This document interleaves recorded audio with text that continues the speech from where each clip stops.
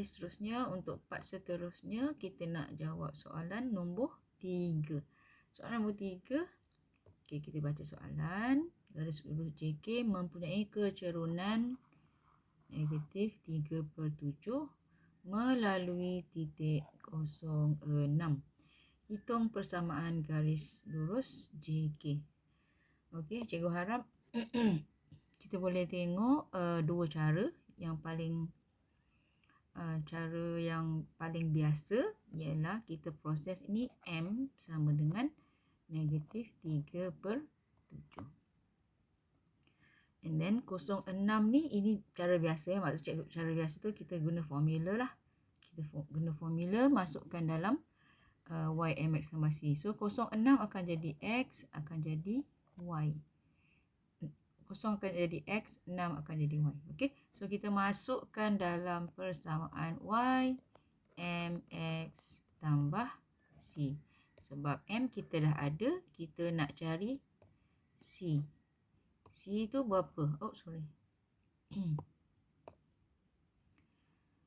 Okey, kita nak cari C yang tak tahu. M dah ada.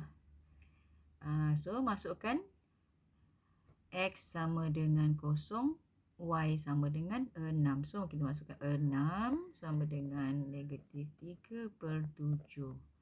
X. X pula.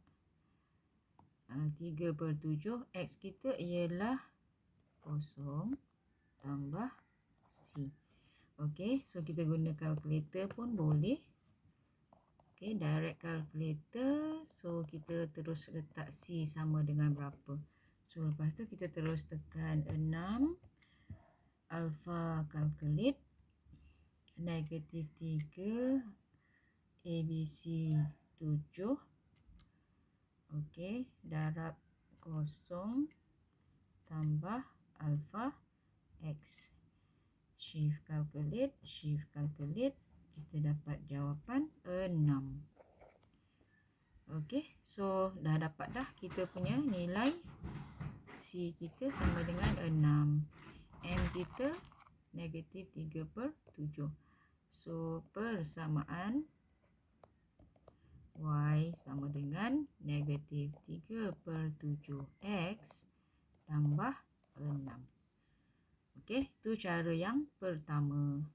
Okey, cara yang kedua ialah, cikgu padam yang kedua ialah kita tengok sini. Dia lebih kurang juga, tapi kita automatik kita nampak caranya lah. Okey, ini kita proses, ini M. Okey, bila kita baca yang ini kan, okey, kita kena cuba bayangkan, okey, 06 tu macam mana? Kat mana ke titik dia? 06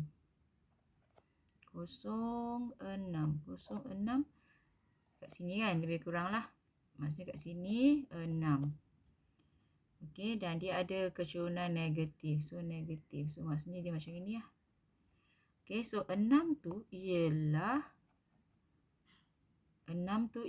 pintasan Y. Pintasan Y ialah C. So, M kita dah dapat M negatif 3/7.